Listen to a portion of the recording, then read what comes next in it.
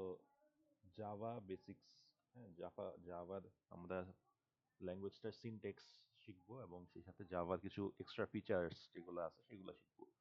তো আপনারা আহ, এটা এই হিসাবেই ক্লাসটা করতে আসছেন যে আপনারা অলরেডি সি প্রোগ্রামিং শিখে আসছেন, তাই না? সবাই সি প্রোগ্রামিং শিখে আসছেন, সি প্রোগ্রামিং রিলেটেড যত কনসেপ্ট আছে সেগুলো আপনারা জানেন আশা করি, নাকি কারো কি ওখানে সমস্যা আছে?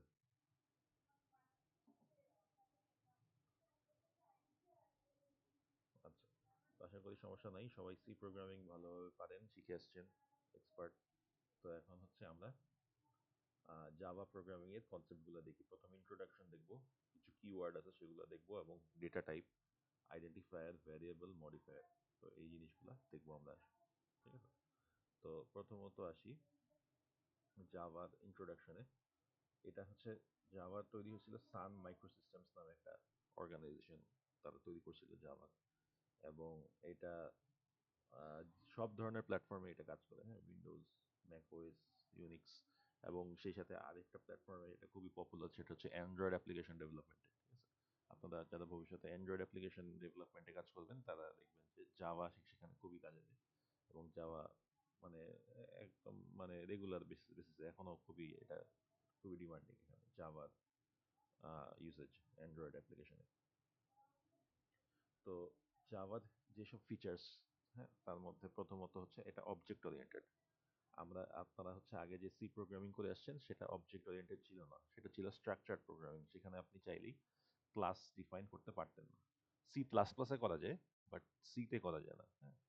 সুতরাং জাভাতে, জাভা আসলে তৈরি হয়েছিল এই অবজেক্ট ওরিয়েন্টেড প্রোগ্রামিং এর কনসেপ্টটা যাতে হোল্ড করা যায়, সেজন্যই আসলে জাভার তৈরি, মানে জাভার ইনভেনশনটা হয়েছিল এই উদ্দেশ্যটা মাথায় রেখে, যে আমরা অবজেক্ট ওরিয়েন্টেড প্রোগ্রামিং করব। সুতরাং জাভা যদি আপনি করতে যান, আপনি অবজেক্ট ওরিয়েন্টেড প্রোগ্রামিং এর বাইরে আপনি কোডই করতে পারবেন না। আপনার ডেফিনেটলি অবজেক্ট ওরিয়েন্টেড যে প্রিন্সিপালস আছে সেইগুলো ফলো করেই জাভার কোড লিখতে হবে। এবং মানে জিনিসটা যেহেতু তৈরি হয়েছে ভাবে, আপনি এর বাইরে যেতে গেলেই দেখবেন যে ঝামেলা লেগে যাচ্ছে, ঠিক আছে? ঝামেলা লেগে যাচ্ছে, আপনি স্ট্রাকচার প্রোগ্রামিং স্টাইলে কোড করতে গেলে দেখবেন ঝামেলা লেগে যাচ্ছে, জিনিসগুলো একদমই কনভেনিয়েন্স হচ্ছে না। আপনি যদি অবজেক্ট ওরিয়েন্টেড প্রিন্সিপালস গুলো ফলো করে জাভা কোড লিখেন তাহলে দেখবেন যে খুবই সুবিধা হচ্ছে আপনার। তারপরে জাভার যে একটা সুবিধা আছে সেটা হচ্ছে প্ল্যাটফর্ম ইন্ডিপেন্ডেন্ট, ঠিক আছে?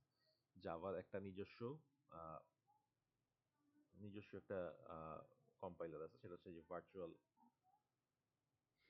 মেশিন আছে, সেটা হচ্ছে জেভিএম। এবং এই জেভিএম হচ্ছে একটা মানে ফার্স্টে হচ্ছে জাভা কোডটা হচ্ছে কম্পাইল হয়ে এই জেভিএম এর মাধ্যমে আহ, এই মাধ্যমে এটা ডিস্ট্রিবিউটেড হয়। যার কারণে আপনি কোন প্ল্যাটফর্মে আছেন, আপনি উইন্ডোজে আছেন নাকি লিনাক্সে আছেন নাকি ম্যাক ওএসে আছেন, সেই জিনিসটা আসলে ম্যাটার করে না। কারণ সবকিছু এই জেভিএম এর মাধ্যমে কন্ট্রোল হয়, ঠিক আছে? পুরো এই কম্পাইলেশন প্রসেসটা জেভিএম এর মাধ্যমে কন্ট্রোল হয়। তারপরে পরে আসছে সিম্পল। Definitely simple. আপনি যদি ওপির কনসেপ্টস আপনার যদি ক্লিয়ার থাকে তাহলে জাভা কিন্তু খুবই মানে ইজি। আপনি দেখবেন যে সিনট্যাক্সের দিক থেকেও এটা সি, সি প্লাস প্লাসের সাথে অনেকটা মিল আছে। এবং কনসেপ্ট মানে ওভারঅল এটা ইজি বলা যায়। সিকিউর, হ্যাঁ, সিকিউর, কারণ ওপির কনসেপ্টটার সাথে অনেক কিছু মানে এই যে সিকিউর কিছু প্রিন্সিপালস এর মধ্যে চলে আসে। এবং পোর্টেবল, হ্যাঁ, আর্কিটেকচারাল নিউট্রাল।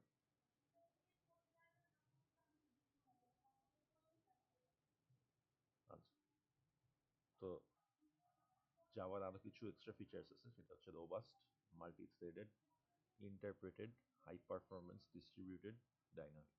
এই জিনিসগুলো আসলে স্লোলি আমরা রিয়েলাইজ করবো, হ্যাঁ, এগুলা আমরা আসলে এই শব্দগুলো আমরা দেখতেছি, এবং শব্দগুলো হয়তো কি মিনিং সেটাও হয়তো আমরা কিছুটা জানি, তবে এই জিনিসগুলো আস্তে আস্তে আমরা উপলব্ধি করবো যত আগাবো জাভা নিয়ে।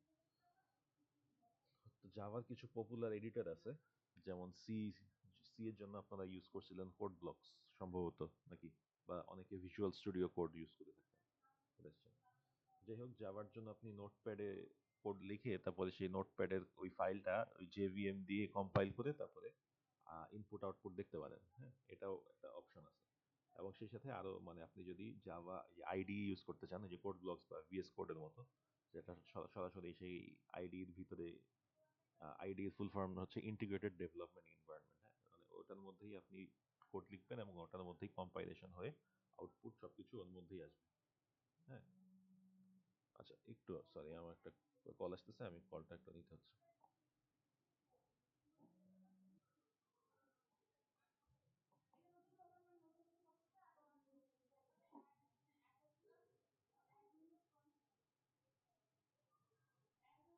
আচ্ছা, তো আমরা কন্টিনিউ করি যেখানে ছিলাম। স্ক্রিন দেখা যাচ্ছে তো, তাই না? আচ্ছা, তো যে ডেটা টাইপগুলোর কথা বললাম সেই ডেটা টাইপগুলো হচ্ছে জাভাতেও আছে, এবং আহ, সেই ডেটা টাইপগুলা মোটামুটি যে কাজগুলো সি করতো সেই কাজগুলোই জাভা এখানে করে থাকে। হ্যাঁ, যেমন ক্যারেক্টার হচ্ছে যে কোনো একটা ক্যারেক্টার হোল্ড করতো, এ বা বি। হ্যাঁ, বাইট বাইট ক্যারেক্টার হোল্ড করতে হচ্ছে আহ, 8টা বিট হোল্ড করতো। বুলিয়ান হচ্ছে হয় ট্রু অথবা ফলস হোল্ড করতো। ইন্টিজার হচ্ছে যে কোনো যে ইন্টিজার ভ্যালু, এই যে এই থেকে এই রেঞ্জ থেকে এই রেঞ্জের মধ্যে হোল্ড করতে পারে। লং হচ্ছে আর একটু বড় রেঞ্জের ইন্টিজার হোল্ড করতে পারে। হ্যাঁ, ডাবল হচ্ছে 16 ডেসিমাল ডিজিটস পর্যন্ত যে কোনো নাম্বার হোল্ড করতে পারে। আচ্ছা, তো এখন আসি। তো ডেটা টাইপ আসলে মোটামুটি মোর অর লেস সিমিলার। পার্থক্য কিছু আছে, বাট আপাতত আমরা সেটা নিয়ে ভাবতেছি না। মোটামুটি আপনাদের সিতে যেরকম ডেটা টাইপ পড়ে আসছেন দেখেন, এখানে ডেটা টাইপগুলা কিছুটা সেরকম। আচ্ছা, এখন এই পার্টের থেকে আমাদের কিছু নতুন নতুন কনসেপ্ট আসবে। হ্যাঁ, প্রথমত হচ্ছে আইডেন্টিফায়ার্স। জাভাতে কিছু আইডেন্টিফায়ার্স আছে। তো আইডেন্টিফায়ার্স এর মধ্যে কি আছে, আইডেন্টিফায়ার্স মানে কি, সেটা হচ্ছে প্রথম কথা। কেউ কেউ বলতে পারবেন আইডেন্টিফায়ার্স মানে কি?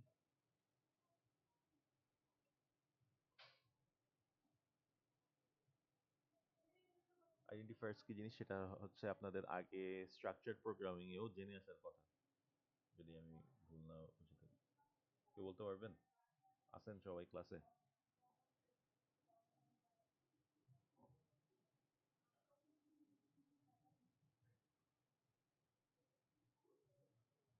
দেখি কয়েকজনকে ডাক দিই। জুনায়েদ আহমেদ আছেন ক্লাসে? জি স্যার। হ্যাঁ, আইডেন্টিফায়ার্স কি জিনিস বলতে পারবেন? আইডেন্টিফায়ার হচ্ছে স্পেশাল ক্যারেক্টার টাইপ আর কি। না, হচ্ছে না। আচ্ছা, তো প্রথমত আসি, কিওয়ার্ড কি জিনিস সেটা বলতে পারবেন? একটা প্রোগ্রামিং জি ল্যাঙ্গুয়েজে স্যার। কিওয়ার্ড কোনগুলো? কিওয়ার্ড হচ্ছে যেমন ইন্টিজারের জন্য আমরা ইন্ট ব্যবহার করি, বা ফ্লোটের দশমিক বা ডেসিমেল নাম্বারের জন্য আমরা ফ্লোট বা ডাবল ব্যবহার করি, এই টাইপের এগুলো হচ্ছে কিওয়ার্ড। হ্যাঁ, হ্যাঁ, অর্থাৎ এই সব শব্দগুলা সিনট্যাক্সের সাথে জড়িত, তাই না? এবং সেটা যেহেতু ল্যাঙ্গুয়েজের আলাদা একটা মিনিং হোল্ড করে, যেমন ইফ কিংবা এলস, আইডেন্টিফায়ার এগুলো টা যেহেতু হচ্ছে যেমন এটা আমরা কোনো ফাংশন বা ভেরিয়েবলের যখন নাম ডিক্লেয়ার করি তখন ওইটা আর কি। হ্যাঁ, এটাতে হয়েছে আইডেন্টিফাই করার জন্য যে নামটা ইউজ করি এটা হচ্ছে আর কি আইডেন্টিফাই। হয়েছে হয়েছে অর্থাৎ একটা ল্যাঙ্গুয়েজের কিছু নিজস্ব শব্দ আছে, তাই না? যেমন হচ্ছে ফর, ইফ, তারপরে ইন্ট। আমি কি ভ্যারিয়েবলের নাম ইন্ট দিতে পারবো? একটা আমি কোড লেখার সময় ধরেন, এখন না স্যার। ভ্যারিয়েবলের নাম তো ইন্ট দিতে পারবো না, তাই না? ইন্ট দিয়ে আবার ধরেন ইন্ট দিলাম, তাহলে কি ইন্ট ভ্যারিয়েবলের নাম হবে না? আর ল্যাঙ্গুয়েজ ইন্ট মানে বুঝে হচ্ছে সেটা একটা ভ্যারিয়েবল আমি নতুন ডিফাইন করতেছি, অর্থাৎ ল্যাঙ্গুয়েজের নিজস্ব একটা মিনিং সে ধরে রাখে। সুতরাং কিওয়ার্ড হচ্ছে এমন সব শব্দ যেগুলো আমি আসলে ভ্যারিয়েবল বা মেথডের নাম দিতে পারবো না। ঠিক আছে, কিন্তু আইডেন্টিফায়ার হচ্ছে তার উল্টাটা। আইডেন্টিফায়ার হচ্ছে এমন সব শব্দ যেগুলো আমি ক্লাস বা ভ্যারিয়েবল কিংবা মেথডের নাম হিসেবে দিতে পারবো। ঠিক আছে, অর্থাৎ আমি যে কোনো আহ, একটা ফাংশনের একটা নাম দিলাম, কিংবা একটা ক্লাসের একটা নাম দিলাম, কিংবা একটা মেথডের একটা ভ্যারিয়েবলের একটা নাম দিলাম, সেইটা হবে হচ্ছে আইডেন্টিফায়ার। তো আইডেন্টিফায়ার হওয়ার জন্য সেটা কিছু নিয়ম ফলো করতে হবে। আর যে কোনো কিছুকে আইডেন্টিফায়ার দিতে পারবো না, এবং সেই নিয়মগুলা সেই রুলসগুলা কিন্তু সি এর ক্ষেত্রেও প্রযোজ্য ছিল।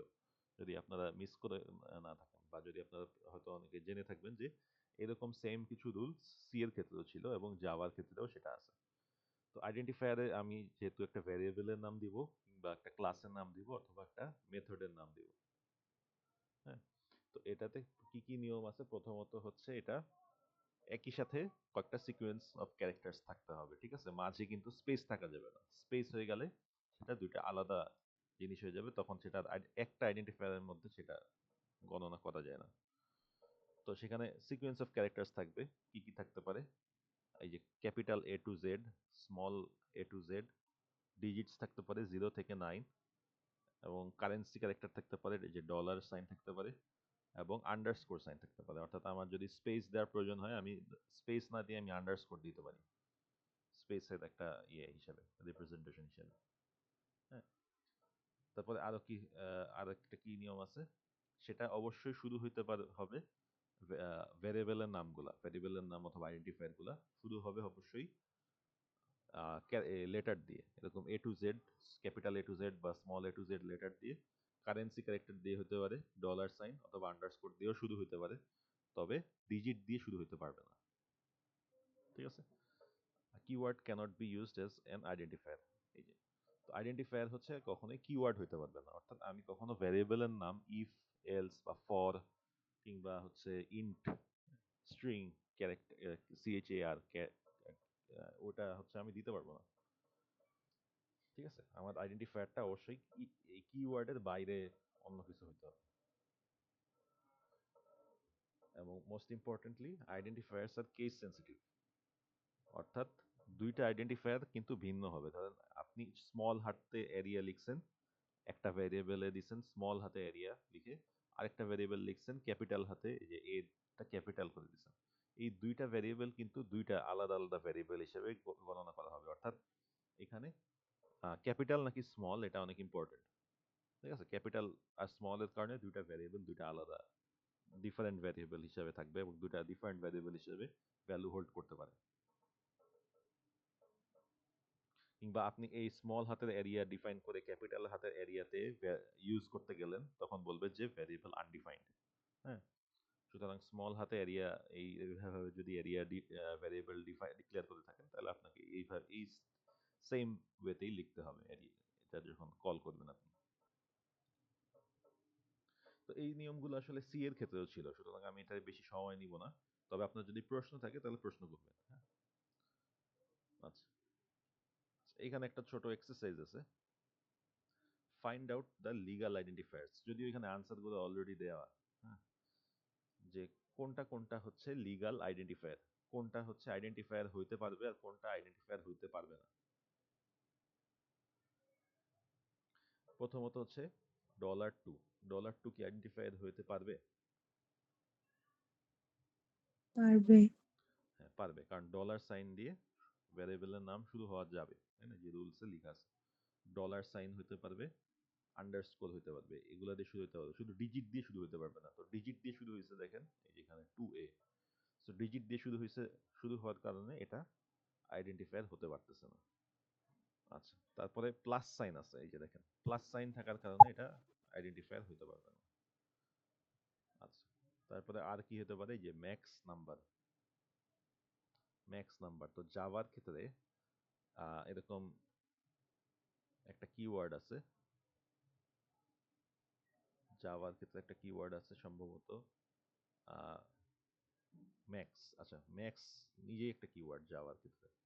তো এরকম ম্যাক্স কিওয়ার্ড থাকার কারণে ম্যাক্স যেহেতু অন্য কাজ করে, ম্যাক্স হচ্ছে দুইটা নাম্বারের মধ্যে যেটা ম্যাক্সিমাম সেটা রিটার্ন করে জাভাতে। তো সেই ম্যাক্স শব্দটা এখানে থাকার কারণে এই জিনিসটাই, এই পুরাটাই ভ্যারিয়েবল হিসেবে ইউজ হইতে পারবে না। ও আচ্ছা, না না না, এটা এই কারণে স্যার ওটা তো স্যার এখানে কোনো একটা মাইনাস আছে, এই কারণে মনে হয় হবে না। হাইফেনের এই যে হাইফেন বা মাইনাস যেটাই বলেন সেটা আসতে দেখে হইতে পারবে না। আচ্ছা, তারপর এই যে এখানে স্টার্টিং এ একটা এই যে স্ল্যাশ আছে, তো স্ল্যাশ থাকার কারণে হইতে পারবে না। এবং বাকি সবগুলাই দেখেন যে রুলস ফলো করে, সুতরাং রুলস ফলো করার কারণে যে লাল লাল মার্ক করাগুলো সবই রুলস ফলো করে। এই যে যেমন নাম্বার আছে, বাট নাম্বার মাঝখানে আছে, মাঝখানে কিন্তু নাম্বার থাকলে সমস্যা নেই, বা শেষে থাকলেও সমস্যা নেই, শুরুতে না থাকলেই হয়েছে। তো এই বাকিগুলা আমরা লিগাল আইডেন্টিফায়ার বলতে পারি।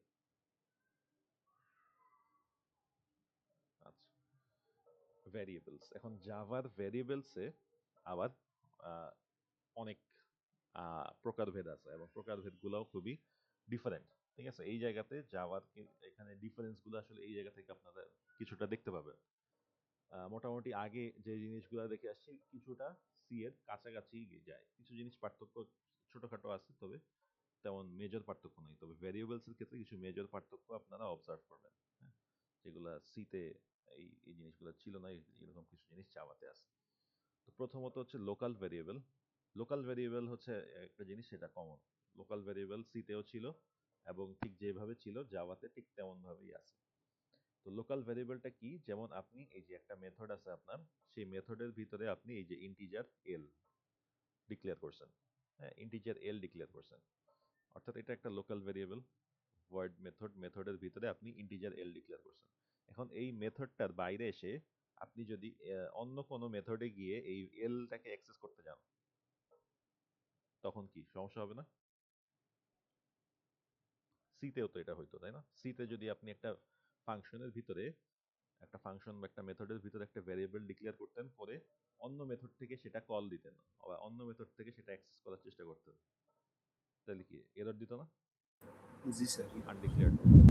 তো জাভাতেও সেম সমস্যাই হবে, হ্যাঁ, আপনার লোকাল ভ্যারিয়েবল, সেটা একটা ফাংশনের ভিতরে যদি ভ্যারিয়েবল ডিক্লেয়ার করেন সেটা লোকাল ভ্যারিয়েবল হয়ে যাবে এবং ঠিক ওই ফাংশনটার মধ্যেই অ্যাক্সেস করা যাবে, এর বাইরে আসলে আর অ্যাক্সেস করা যাবে না। তো local variables are visible only within the declared method, constructor or block. Access modifiers cannot be used for local variables. Access modifier কি জিনিস, এইটা সামনে আসবে আমাদের, হ্যাঁ, সেটা তখন আমরা দেখব। আচ্ছা, সেকেন্ড স্যার একটা কোশ্চেন আছে স্যার। হ্যাঁ বলেন। স্যার ওই যে সিতে যেমন আমরা উপরে গ্লোবাল ভেরিয়েবল গুলা ডিফাইন করে দিতাম, যে একটা ভেরিয়েবলের ভ্যালু এত ডিফাইন করে দিতাম, হুম, হ্যাশ ডিফাইন, এটা কি জাভাতেও করা যাবে? না, জাভাতে মানে এটা করা ক্লাসের যায় না। বাইরে উপরে হেডার ফাইল যেখানে থাকে ওই পার্টে? জাভাতে এটা করা যায় না। জাভাতে প্রথমত হচ্ছে গ্লোবাল ভেরিয়েবল বলে কিছু নাই।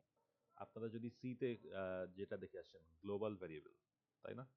দেখেন গ্লোবাল ভেরিয়েবল বলে কিন্তু এখানে কিছুই নাই, খেয়াল করছেন?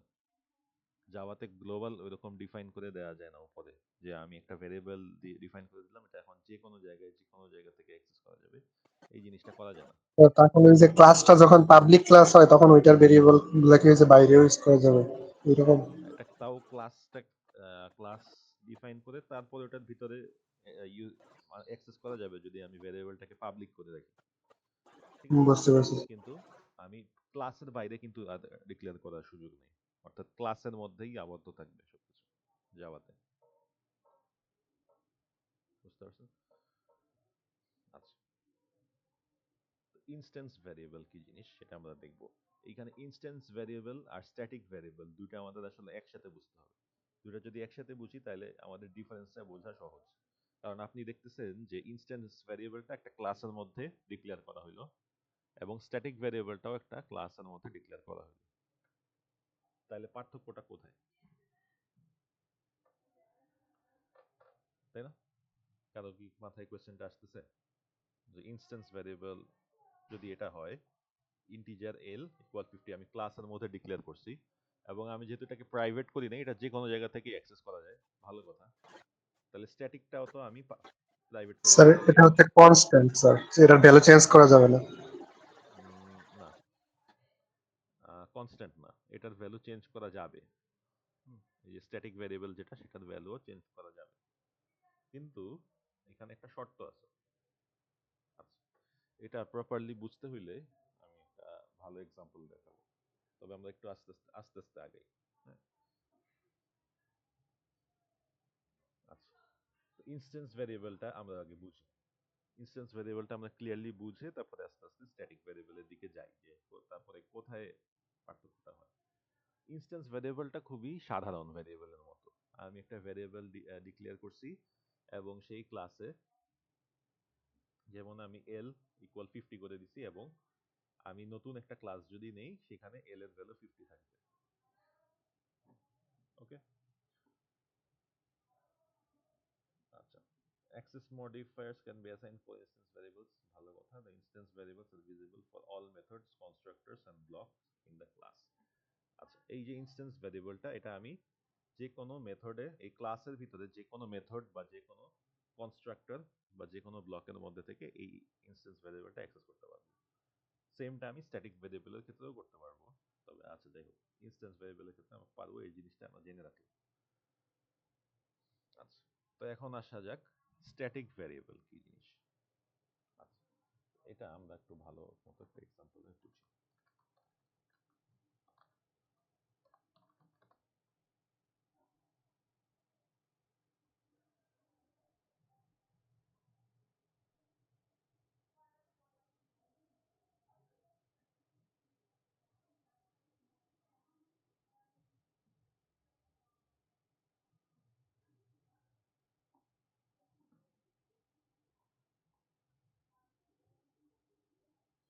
আচ্ছা, প্রথমত হচ্ছে ধরে নিলাম আমার একটা ক্লাস আছে,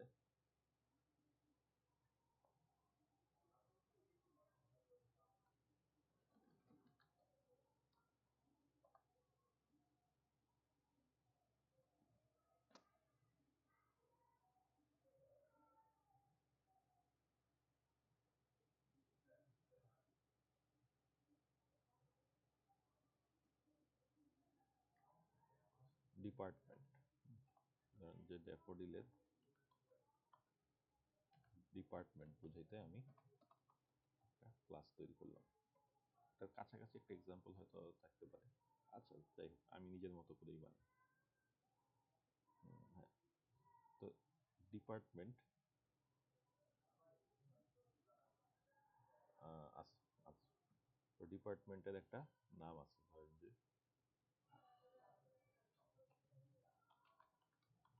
ডিপার্টমেন্ট নেম।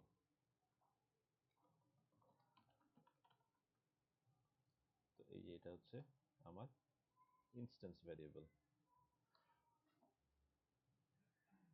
আমি যেহেতু স্ট্যাটিক দেইনি, স্ট্যাটিক না দিয়ে, কিছু না দিয়ে যদি আমি দিই, তাহলে এটা ইনস্ট্যান্স ভ্যারিয়েবল। এবং ধরেন আমি যখন নতুন নতুন যত ডিপার্টমেন্ট বানাই, আমি হিসাব রাখি যে সব ডিপার্টমেন্ট মিলাই টোটাল কয়টা ডিপার্টমেন্ট হইল। আচ্ছা, জিনিসটা আবার বলি, যে আমার একটা কাউন্ট আছে যে টোটাল নাম্বার অফ ডিপার্টমেন্টস, অর্থাৎ আমার ড্যাফোডিল ইউনিভার্সিটিতে টোটাল কয়টা ডিপার্টমেন্ট আছে সেই জিনিসটা আমি এখানে হিসাব রাখি। এবং যখনই একটা নতুন ডিপার্টমেন্ট তৈরি হয়, আমি যেটা করি, টোটাল নাম্বার অফ ডিপার্টমেন্টস এক করে বেড়ে যায়।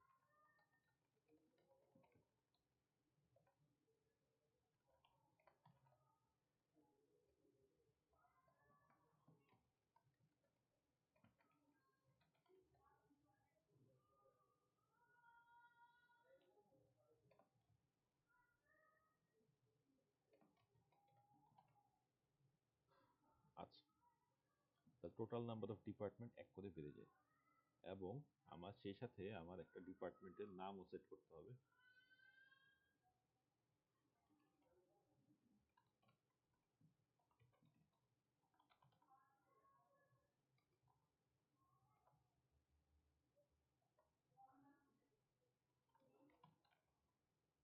তো সেই আমি এই কনস্ট্রাক্টরটার মাধ্যমে, কনস্ট্রাক্টরটা হচ্ছে একটা ক্লাসের ইনিশিয়ালাইজেশন। হ্যাঁ, এটা আমি আবার পরে ব্যাখ্যা করব, আসতেছি।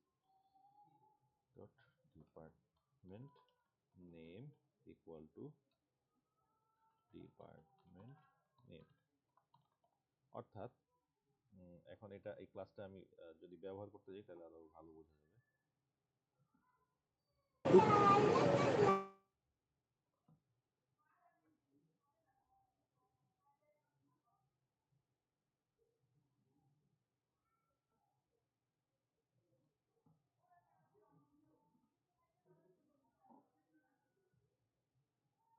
আচ্ছা, তো আমি এই ডিপার্টমেন্ট দুটা দুটো ডিপার্টমেন্ট তৈরি করব।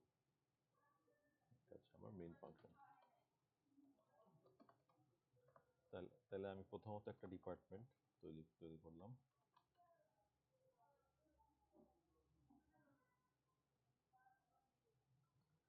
সিএসসি ডিপার্টমেন্ট সিএসসি তৈরি করলাম, নিউ ডিপার্টমেন্ট।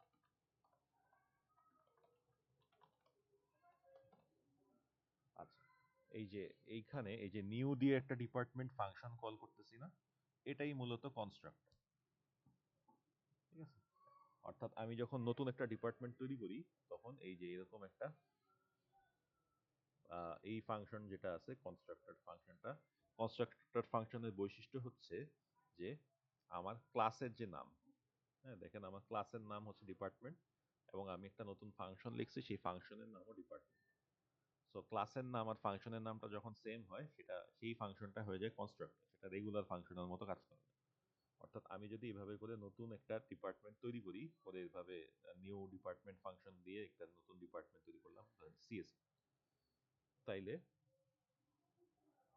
সিএসসি তে আমি এই যে এরকম প্যারামিটার, এই যেখানে যেহেতু প্যারামিটার পাস করতে হয়, হ্যাঁ, তো আমি এখানে এইভাবে স্ট্রিং একটা পাস করে দিব। তাহলে আমার একটা নতুন ডিপার্টমেন্ট তৈরি হইলো সিএসসি। ভালো কথা। তাহলে এখন আমি আরেকটা ডিপার্টমেন্ট তৈরি করি। স্যার আমরা মেন ফাংশন দিয়ে কল করছি কাকে, ক্লাসকে না ভয়েড ফাংশনকে? মেইন ফাংশন দিয়ে কল করতেছি এই যে ডিপার্টমেন্ট ফাংশন,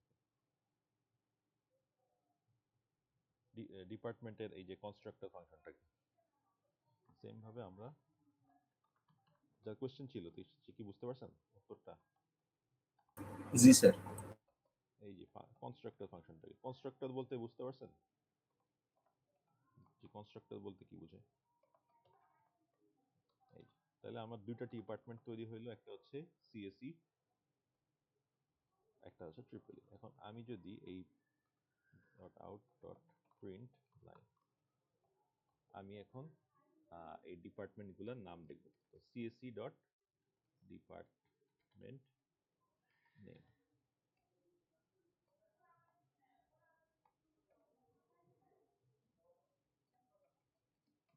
আবার আমি যদি এখানে সেম ভাবে ট্রিপল ডিপার্টমেন্টের নামটা দেখতে চাই,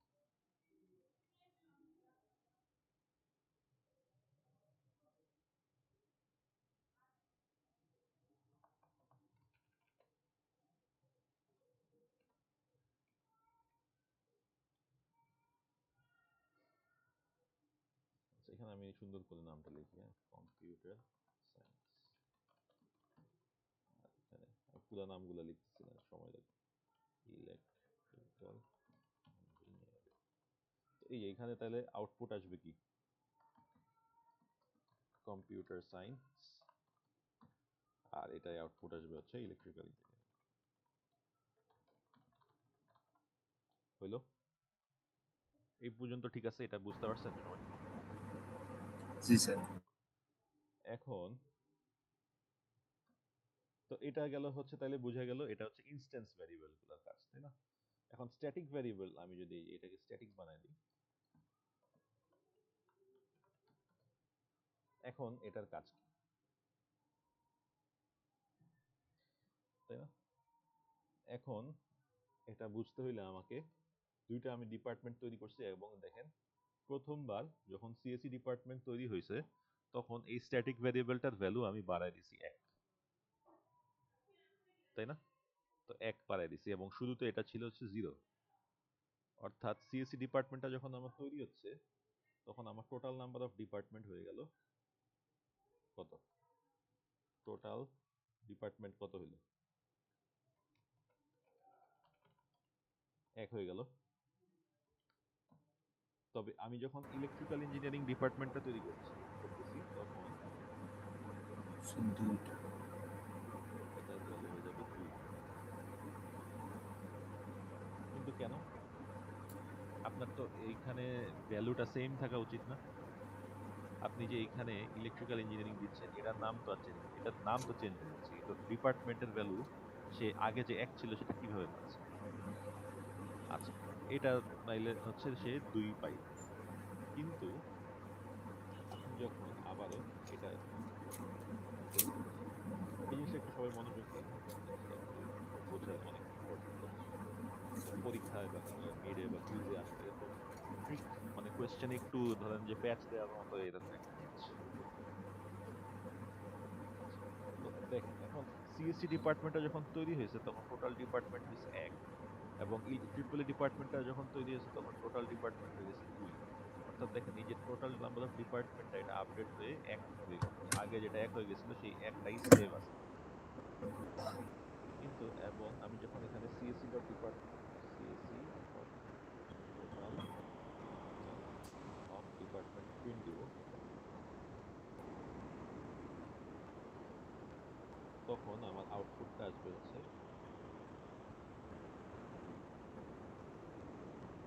যদি আমি এটা ট্রিপলির জন্য করি সেই ক্ষেত্রেও আমার দেখা যাবে। দেখুন, বুঝতে পারতেছেন কিনা যে কোথায় আসলে ঝামেলা, কোথায় আসলে প্যাচটা আছে।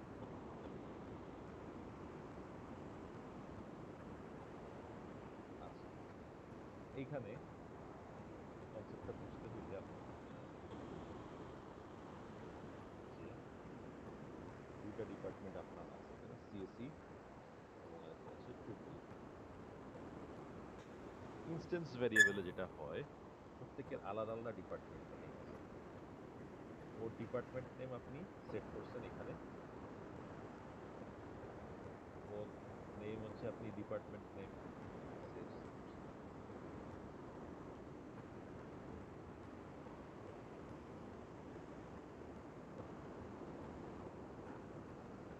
সুতরাং ওর ডিপার্টমেন্ট নেম সিএসই থাকবে, কম্পিউটার সায়েন্স।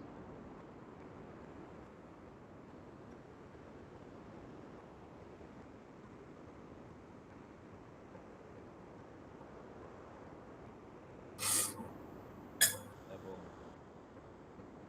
ওরটা electrical engineering.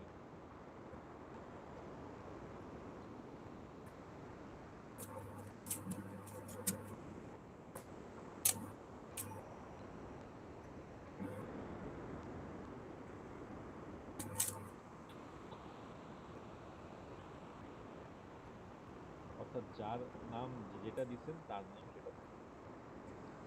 কিন্তু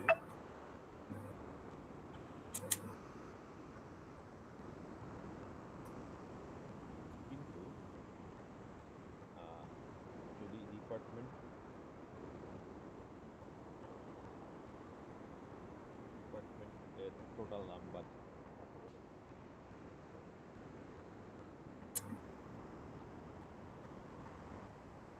এই ভ্যালুটা দুইজনের ক্ষেত্রে সেম, দুইজনের ক্ষেত্রে শেয়ার থাকবে। অর্থাৎ মেমোরিতে এই ভ্যারিয়েবলটা দুইজন একই সাথে শেয়ার করে।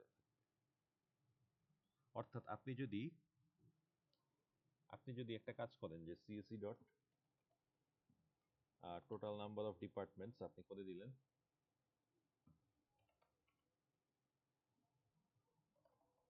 CSC dot total number of departments আপনি যদি এখন 100 করে দেন হঠাৎ করে, মন চাইলো আপনি করে দিলেন, তাইলে আপনি এটা অটোমেটিক, হ্যাঁ অটোমেটিক যেটা হবে ট্রিপলি টোটাল নাম্বার অফ ডিপার্টমেন্টও 100,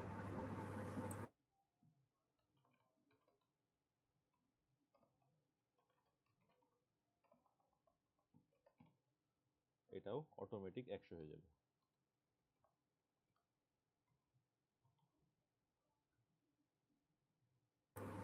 বুঝতে পারছেন? এটা আমার আমি জি স্যার। সেট করতেছি না, কিন্তু এটা কিন্তু অটোমেটিক সেট হয়ে যাচ্ছে।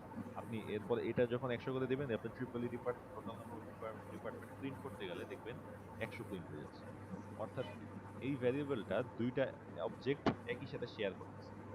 একটা ক্লাসে আপনি ক্লাসের মধ্যে স্ট্যাটিক করে দিয়েছেন, স্ট্যাটিক করে ভ্যারিয়েবলের নাম্বার এখন আপনি যাই করবেন করতে পারেন, যত অবজেক্ট হবে সব অবজেক্ট এই একটা ভ্যারিয়েবল শেয়ার করবে।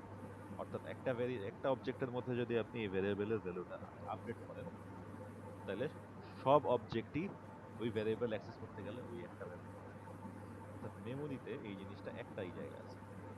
কিন্তু দেখেন এই জায়গা এখানে এদের হচ্ছে আবার আলাদা আলাদা মেমোরি অ্যাসাইন হচ্ছে, তাই না? সিএসসির জন্য আলাদা মেমোরি, ওর জন্য আলাদা মেমোরি। অর্থাৎ সিএসসিটা অ্যাক্সেস করতে গেলে সিএসসিটা আসবে, ট্রিপল এইটটা ট্রিপল আসবে, একটা চেঞ্জ করলে আরেকটাই চেঞ্জ হবে। কিন্তু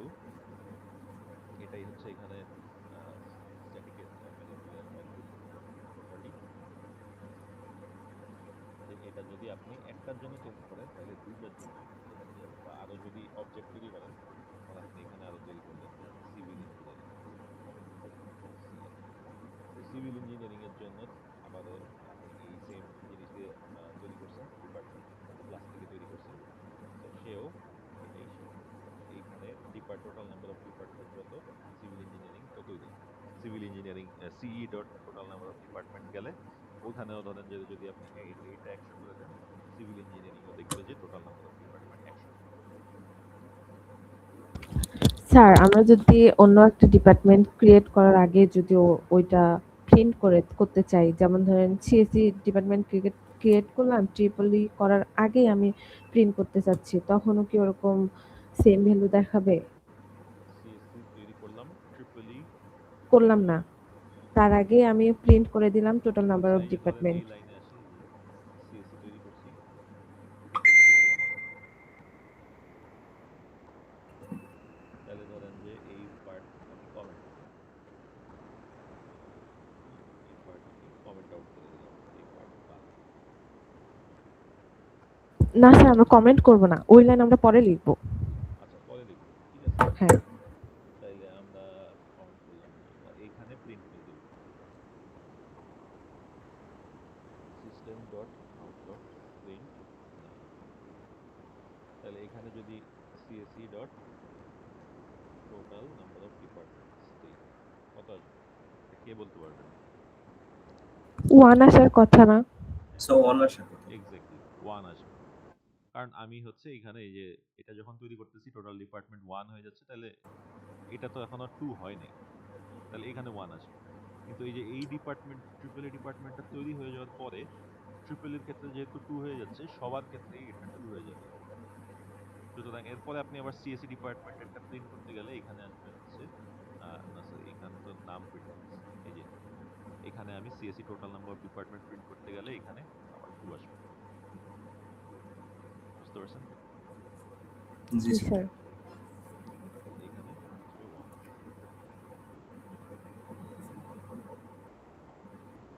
আচ্ছা, কারো কোনো প্রশ্ন?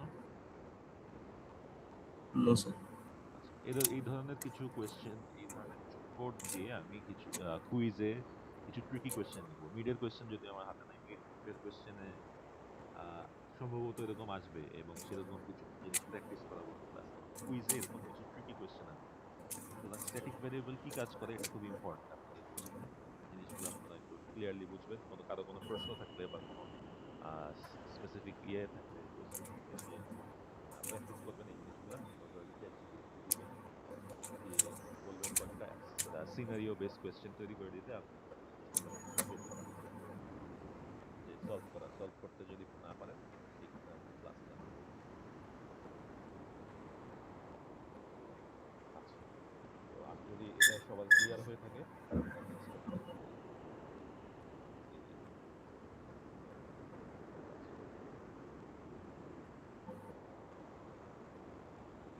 আচ্ছা, করছি। আচ্ছা, এইখানে ওইটা নিয়ে আরো কিছু এক্সাম্পল আছে, এক্সাম্পল গুলো আমরা দেখে যাই। তো প্রথমত হচ্ছে অবজেক্ট ডট মেথড 1।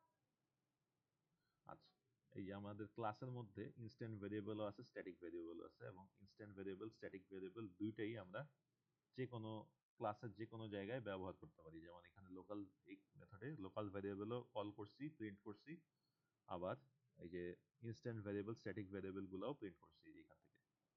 কিন্তু মেথড 2 তে আমি যখন ক্যাপিটাল এল ভেরিয়েবলটা প্রিন্ট করতে যাই, দেখেন ক্যাপিটাল এলটা লোকাল ভেরিয়েবল এবং সেটা ডিক্লেয়ার হয়েছে মেথড 1 এ, এবং এখানে এরর দিচ্ছে। ঠিক আছে, সো এরকম কিছু সিনারিও বেসড কোয়েশ্চেন আসতে পারে যে আমি এরকম একটা কোড দিয়ে এই ডান পাশের জিনিসগুলা কমেন্টগুলো দিব না, দিয়ে বলবো যে কোথায় কোন লাইনে এরর আসবে এবং কেন, আপনাকে ব্যাখ্যা করতে হবে যে কেন এররটা আসতেছে, তাই না? তখন আপনি বলবেন যে এই যে লোকাল ভেরিয়েবল এখানে ডিক্লেয়ার হয়েছে, লোকাল ভেরিয়েবল এই মেথডের বাইরে ইউজ করা যায় না, কিন্তু এটা মেথড 2 তে আমি প্রিন্ট করতে গেছি, যার কারণে এরর আসছে। ঠিক আছে, এই টাইপের সিনারিও বেসড কোয়েশ্চেন আমি দিব কোড রিলেটেড। আচ্ছা, নেক্সট যে টপিকটা আসতেছে সেটা হচ্ছে মডিফায়ার্স। মডিফায়ার্স, সো মডিফায়ার্স এর মধ্যে আবার দুইটা টাইপ আছে, একটা হচ্ছে অ্যাক্সেস মডিফায়ার্স, দ্বিতীয়টা হচ্ছে নন অ্যাক্সেস মডিফায়ার্স। আচ্ছা, এই টপিকটা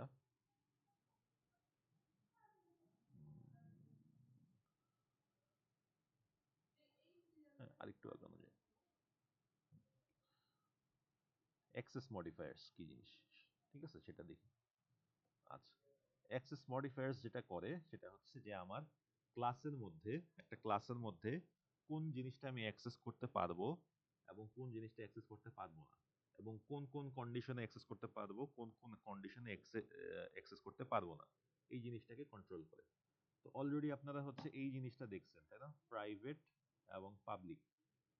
পাবলিক যদি আমি ক্লাসে ভেরিয়েবলকে করে রাখি বা কোন অ্যাট্রিবিউটকে বা ভেরিয়েবলকে যদি পাবলিক করে রাখি, সাধারণত যদি কোনো কিছু না লিখি তাহলে আসলে সেটা অটোমেটিক পাবলিক হয়ে থাকে, ঠিক আছে, অটোমেটিক সেটা পাবলিক হয়ে থাকে।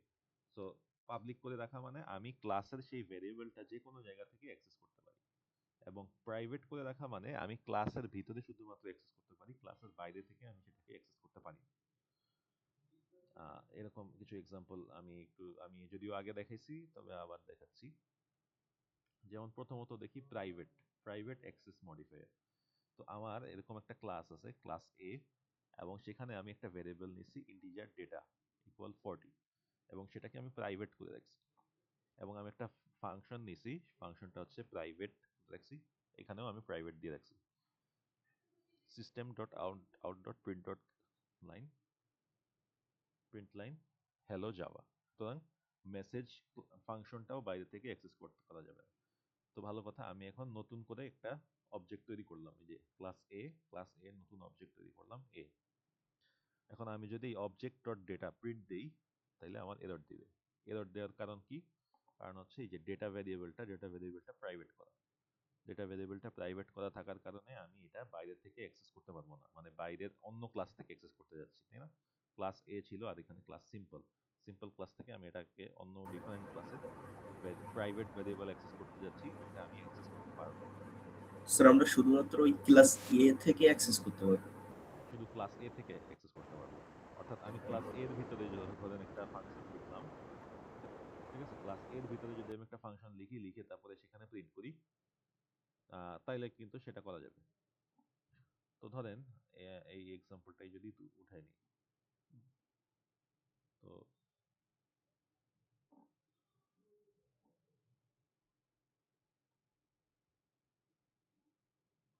তো এই যে এরকম ক্লাস এ ছিল, তো ক্লাস এ আমার এরকম আছে ইন্ট ডেটা, তো এটা আমি প্রাইভেট করে দিছি।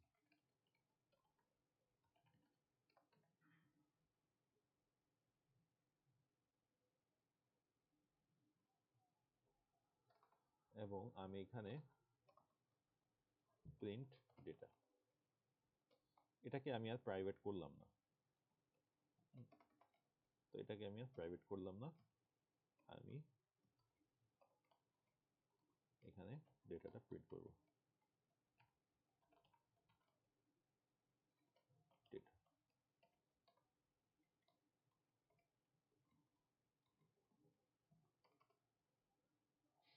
আচ্ছা, তো ভালো কথা, তাহলে এখানে আমি ধরেন এই যে নতুন এখানে ক্লাস সিম্পল থেকে যদি আমি কল দিই,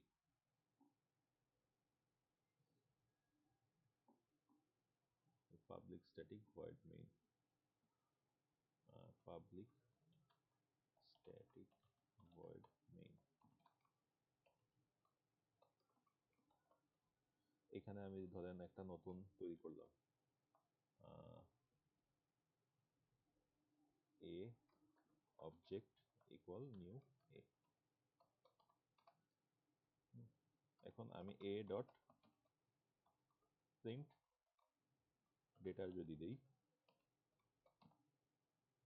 তাইলে কিন্তু নো এরর। কিন্তু আমি যদি ডট আমি যদি নিজে দেই এখানে system dot out dot print line A dot data, এখানে কিন্তু এরর দিবে। কেন দিবে বুঝতে পারতেছেন আশা করি, কারণ হচ্ছে এই যে প্রিন্ট ডেটা ফাংশন, এই ফাংশনটা তো পাবলিক, সো পাবলিক ফাংশনে কল দিয়ে আমি আগে এটার ভিতরে ঢুকলাম, এবং পাবলিক ফাংশনটা দেখেন এই প্রাইভেটটাকে অ্যাক্সেস করতেছে, বাট সে তো নিজে এই ক্লাস এর ভিতরে আছে, সুতরাং নিজের ক্লাসের প্রাইভেট ভ্যারিয়েবলকে সে অ্যাক্সেস করতে পারে, এবং সেই কারণে সে এটা প্রিন্ট করতে পারবে। শুধু প্রিন্ট না, সে চাইলে এটাকে রিটার্নও করতে পারবে। সে চাইলে এখানে ভয়েড, তো সে হচ্ছে ইন্ট গেট ডেটা যদি থাকে তাহলে সে এটা রিটার্নও করতে পারবে, সে রিটার্ন ডেটা, এবং এইটার মাধ্যমে আমি ডেটার ভ্যালুটা বাইরে অ্যাক্সেসও করতে পারবো। ঠিক আছে, যে গেট ডেটা কল করে এটাতেও কোনো এরর দিবে না।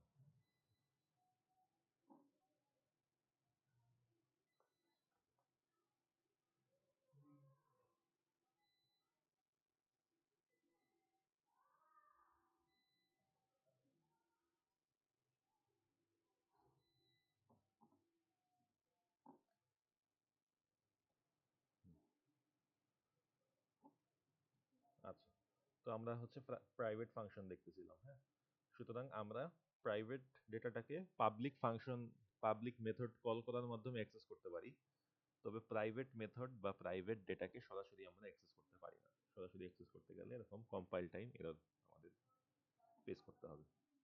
ঠিক আছে, এই যে যেরকম আমরা প্রাইভেট ফাংশনের মাধ্যমে এটাকে অ্যাক্সেস করতে পারি, মানে পাবলিক ফাংশন কল করে আমরা অ্যাক্সেস করতে পারি, তবে সরাসরি যদি প্রাইভেট ডেটাকে অ্যাক্সেস করতে যাই তাহলে আমাদের এরর দিবে। আচ্ছা, এগুলো আপনারা এক্সপেরিমেন্ট করে দেখবেন। হ্যাঁ, নিজেরা কিছু কোড টোড চালায়, নেট বিনস বা এক্লিপস সেট আপ করে, এগুলো ইউটিউবে সব ভিডিও অ্যাভেলেবেল, সেট আপ করে ট্রাই করে দেখবেন। তবে আমরা ল্যাবেও এক্সপেরিমেন্ট করব, আপনাদের সুবিধা হবে যদি আপনারা এগুলো নিজেরা একটু এক্সপেরিমেন্ট করে বা তারপরে আসেন ল্যাবে। আচ্ছা, নেক্সট হচ্ছে ডিফল্ট। সো আমরা হচ্ছে একদম দুইটা এন্ড দেখলাম, একটা হচ্ছে প্রাইভেট, একটা হচ্ছে পাবলিক, এবং এই দুইটা হচ্ছে মাঝামাঝি কিছু কন্ডিশনের বেসিসে। হ্যাঁ, যে কিছু কন্ডিশনের বেসিসে কিছু জিনিস অ্যাক্সেস করা যাবে, এবং কন্ডিশনের বেসিসে কিছু জিনিস আবার অ্যাক্সেস করা যাবে না। ঠিক আছে, সো ডিফল্টে আমরা দেখি যে কি কন্ডিশন আছে এবং কিভাবে এটা কাজ করে। আচ্ছা, তো ডিফল্টের বিষয়টা হচ্ছে যে নর্মালি হচ্ছে এটা ডিফল্টটা কিছুটা পাবলিকের মতোই, তবে এখানে একটা ডিফারেন্স আছে, সেটা হচ্ছে যে আচ্ছা, আমি যদি কোনো কিছু লিখে না দিই, পাবলিক বা প্রাইভেট লিখে না দিই, সেটা ডিফল্টের মধ্যে পড়ে যায়। এটা আমি একটু ভুল বলছি, সেটা পাবলিক হয় না, সেটা ডিফল্টের মধ্যে পড়ে যায়। তো ডিফল্টে কি হবে, ডিফল্টে আমি প্যাকেজের মধ্যে যদি থাকি, জাভাতে দেখবেন যে আপনারা কোড লিখতে গেলে একটা ক্লাস লিখার আগে ক্লাসের উপর একটা প্যাকেজ লিখতে হয়, সেটা কোন প্যাকেজের মধ্যে আছে। অর্থাৎ একটা প্যাকেজের মধ্যে মাল্টিপল ক্লাস থাকে, তো এরকম আমি মাল্টিপল আবার প্যাকেজ রাখতে পারি আমার কোড বেজের মধ্যে। সো মাল্টিপল প্যাকেজ যদি রাখি, আমার একই প্যাকেজের মধ্যে যদি আমি অ্যাক্সেস করতে যাই তাইলে হচ্ছে কোনো সমস্যা নেই ডিফল্ট থাকলে।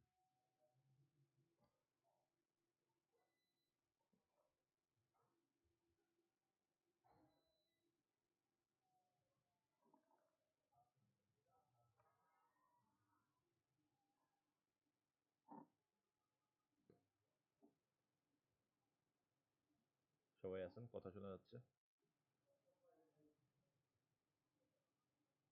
হ্যালো। জি স্যার। আচ্ছা, তো আমরা হচ্ছে যদি সেম প্যাকেজের মধ্যে থেকে অ্যাক্সেস করতে যাই, যেমন আমি এই যে এখানে এখানে মাই প্যাকের মধ্যে আমি একটা ক্লাস লিখছি, সেই ক্লাসের মধ্যে থেকে আমি নতুন এই ক্লাস এ অবজেক্ট তৈরি করতে গেলাম। হ্যাঁ, ক্লাস এর অবজেক্ট তৈরি করতে গেলাম, সেখানেই আমার কম্পাইল টাইম এরর দিবে। দেওয়ার কারণটা কি, কারণ হচ্ছে ক্লাস এটা আমার এখানে ডিফল্ট করা। ঠিক আছে, সো ডিফল্ট থাকার কারণে আমি যখনই এটা ইনিশিয়ালাইজ করতে যাব, কল দিয়ে নতুন অবজেক্ট তৈরি করতে যাব, তখনই কম্পাইল টাইম এরর দিবে, কারণ এই দুইটা হচ্ছে সেম প্যাকেজের মধ্যে নাই, দুইটা আলাদা আলাদা প্যাকেজে, সুতরাং আমি এখান থেকে সরাসরি করতে পারবো না। তবে আমি যদি এই প্যাকেজের মধ্যে আবার আমার ক্লাসটা নিয়ে যাই, যেমন ক্লাস বিটা যদি আমি এই উপরের প্যাকের মধ্যে নিয়ে যাই, তখন কিন্তু আমার এই কোনো এররই দিবে না, দুইটা এররই আমার চলে যাবে, দুইটা কলই আমার কাজ করবে। ওকে, নেক্সট হচ্ছে প্রোটেক্টেড অ্যাক্সেস মডিফায়ার।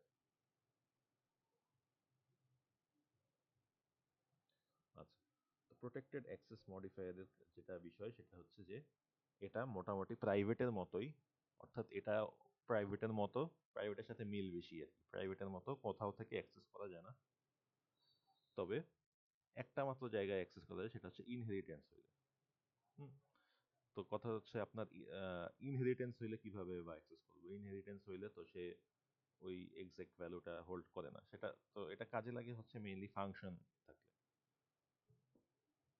তো ফাংশন থাকলে এটা কিভাবে কাজে দেয় আচ্ছা, তো দেখা যায়। তো প্রথমত এই যে আমার একটা ক্লাস আছে, ক্লাস এ, সেখানে আমি একটা প্রোটেক্টেড ফাংশন লিখছি মেসেজ, এবং সেটা যে হ্যালো প্রিন্ট করে। আচ্ছা, তো এখন আমি ক্লাস বি নিছি, সেই বিটা হচ্ছে এ কে ইনহেরিট করে নিয়ে আসছে। ক্লাস বি দেখেন এক্সটেন্সের মাধ্যমে কি করে সেটা আমরা লাস্ট ক্লাসে দেখছিলাম। হ্যাঁ, অর্থাৎ ক্লাস বি হয়ে যাবে হচ্ছে এ এর সাব ক্লাস, অর্থাৎ এ যে প্রপার্টি হোল্ড করে, এ যে ফাংশনটা হোল্ড করে সেটা বি পেয়ে যাবে অটোমেটিক, তাই না? সো বি হচ্ছে অটোমেটিক সেই ফাংশনটাকে পেয়ে গেল। সুতরাং বি অবজেক্ট বি, যেটা অবজেক্ট বি এর মধ্যে থেকে আমি এই যে অবজেক্ট ডট মেসেজ, এই মেসেজ ফাংশনটাকে বি থেকেই কল দিতে পারি, বি এর থেকেই কলটা দিতে পারি, এবং কলটা দেওয়া মাত্র সেটা কাজ করবে।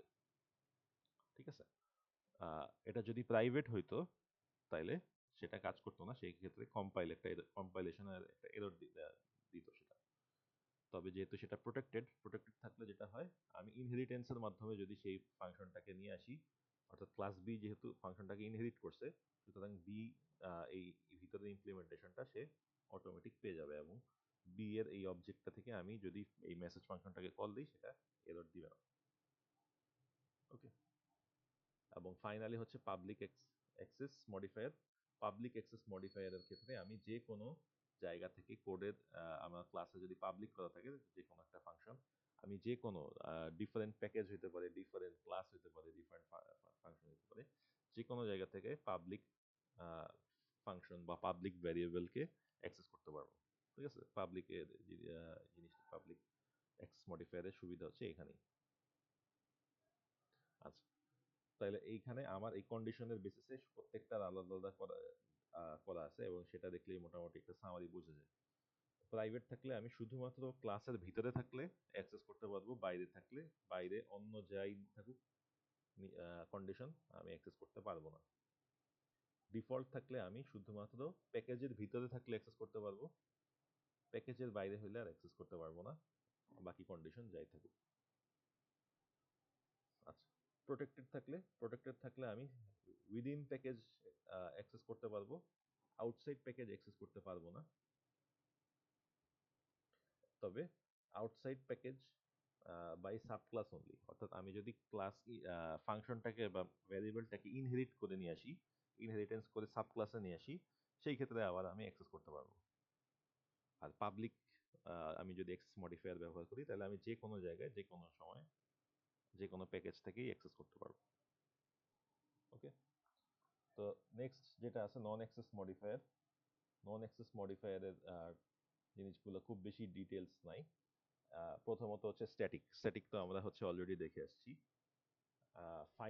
ফাইনাল আমরা দিতে পারি একটা ভ্যারিয়েবলের মধ্যে। হ্যাঁ, যেমন আমি এরকম করে একটা ইন্টিজারকে দিতে পারি, final int a equal to. তো এর ভ্যালুটা একদম ফাইনাল হয়ে যাবে, অর্থাৎ আমি পরবর্তীতে কোনো জায়গায় গিয়ে এর ভ্যালু আবার পাস করতে পারবো না, এটা করে করা মাত্রই আমার কম্পাইলেশন এরর দিবে।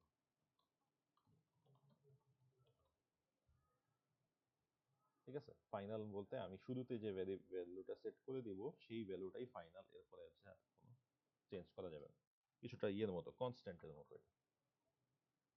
ওকে, নেক্সট হচ্ছে অ্যাবস্ট্রাক্টের সিস্টেমটা হচ্ছে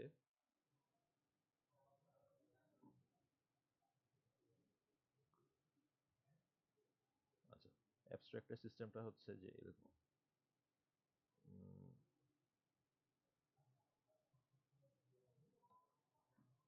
ক্লাস বার্ড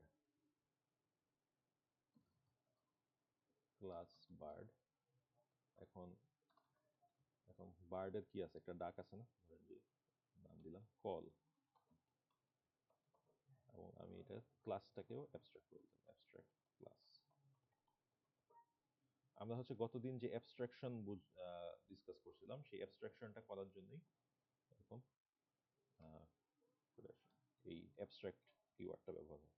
তো আমি যদি অ্যাবস্ট্রাক্ট একটা ফাংশন লিখি কল, তাইলে আমার এইখানে ভিতরে কোনো বডি লেখা দরকার নেই, অর্থাৎ পাখির ডাক তো এক একটা পাখির এক এক রকম। সুতরাং আমার হচ্ছে এখানে কিভাবে পাখি কল করবে সেই জিনিসটা ইমপ্লিমেন্টেশন এখানে লেখা প্রয়োজন নেই। আমি অন্য জিনিস লিখতে পারি, আমি ফ্লাই লিখে দিতে পারি, ফ্লাই করবে সে এইভাবে, ফ্লাই করার লজিক এই যে এখানে লিখে দিলাম সামথিং সামথিং।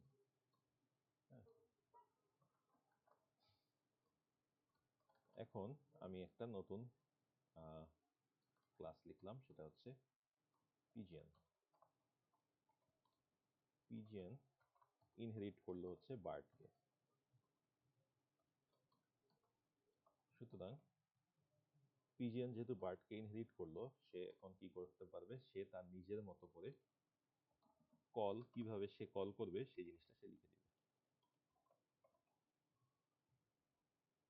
হ্যাঁ, সো সে এখানে লজিকটা লিখে দিল, সে লজিকটা লিখে দিল যে পিজিএন এর মতো করে যে কল করবে, কল লাইক আ পিজিএন। তো দেখেন অ্যাবস্ট্রাক্টের কাজ হচ্ছে এটা, যে আমি একটা ফাংশন লিখবো, এবং অ্যাবস্ট্রাক্ট ফাংশন থাকা মানে আমার সেই ক্লাসটাও অ্যাবস্ট্রাক্ট হইতে হবে। তো সেই ক্লাসটাও অ্যাবস্ট্রাক্ট হইতে হবে, এবং একটা অ্যাবস্ট্রাক্ট ফাংশনকে আমি লিখে একটা ক্লাসে লিখে দিতে পারি, এবং সেই ক্লাসটা তাহলে এই ফাংশনটার আমার ডেফিনিশন লিখতে হবে না, মানে ভিতরে মেথডের বডিটা, ফাংশনের বডিটা আমার লেখা প্রয়োজন নেই। আমি যদি পরবর্তীতে অন্য কোনো ক্লাস সেটাকে ইনহেরিট করে, আমি সেখানে নিজের মতো করে আমার ইমপ্লিমেন্টেশন বা সেইখানে আমার নিজের মতো করে মেথড বডি লিখে নিতে পারি। কারণ পিজিএন একভাবে কল করতেছে, আবার আবার ধরেন আমি যদি একটা পাখি নেই, ক্লাস ক্রো এক্সটেন্স বার্ড, তাহলে ক্রো আবার নিজের মতো করে তার ইমপ্লিমেন্টেশন অ্যাড করে নেবে দোয়ের ক্ষেত্রে। সেই ক্ষেত্রে কল লাইক আ ক্রো, সেখানে আমি আবার কল করার নিজের মতো লজিক লিখে নিলাম। ঠিক আছে, সো এটা হচ্ছে অ্যাবস্ট্রাক্টেড মডিফায়ারের কাজ। ফাইনালি যেটা আছে সিনক্রোনাইজড এন্ড ভোলাটাইল মডিফায়ার, যেটা থ্রেডের ক্ষেত্রে ব্যবহার হয়, সেটা আমি আপাতত ডিসকাস করতেছি না, কারণ এই জিনিসটা একটু কমপ্লেক্স। সেটা এই মুহূর্তে মানে একটু সময় নিয়ে বুঝাইতে হবে, এবং সেটার সাথে আরো কিছু কনসেপ্টও জড়িত। স্যার আজকে টপিক বেশি হয়ে গেছে স্যার, সবগুলো একত্রে বুঝতে সমস্যা হবে পরে স্যার। হ্যাঁ, আজকে এটা আর পড়ায়নি। দিয়ে দিব, এটা অলরেডি শেষ, স্লাইডটা শেষ। Java basic and program with Java. আচ্ছা, তো আপনাদের ফার্স্ট কুইজের সিলেবাসটা আমি দিয়ে দিচ্ছি। এই লেকচার 1, লেকচার 2, লেকচার 3, এটা থাকবে হচ্ছে কুইজ 1 এর সিলেবাস। আর কুইজ 1 এর ডেটটা আমি রাখতে যাচ্ছি হচ্ছে এই যে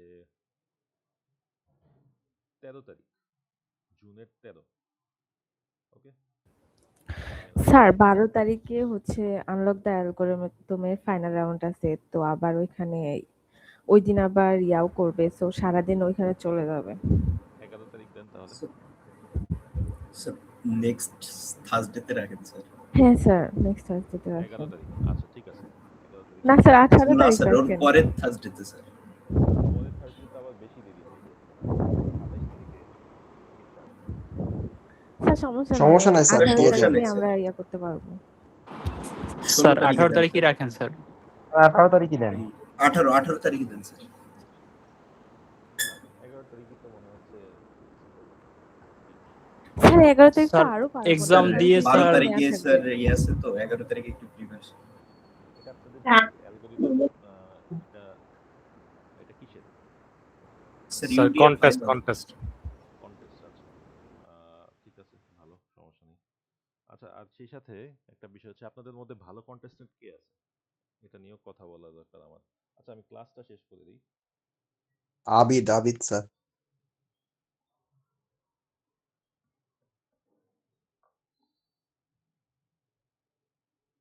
ঠিক আছে, আমি তাহলে আপনাদের কথাই রাখলাম, 18 তারিখেই হবে। তবে 18 তারিখের আগের দিন কিন্তু আমি এরকম কিছু যাতে মেসেজ না দেখি যে স্যার কালকের কুইজ ক্যান্সেল, এরকম কোনো মেসেজ যদি দেখি তাহলে কিন্তু তার আমি আগে থেকেই কিছু মার্কস মাইনাস করে রাখবো। সে কুইজে যাই পাবে তার মার্কস হচ্ছে যে 1 মার্কস বা 2 মার্কস মাইনাস হয়ে যাবে।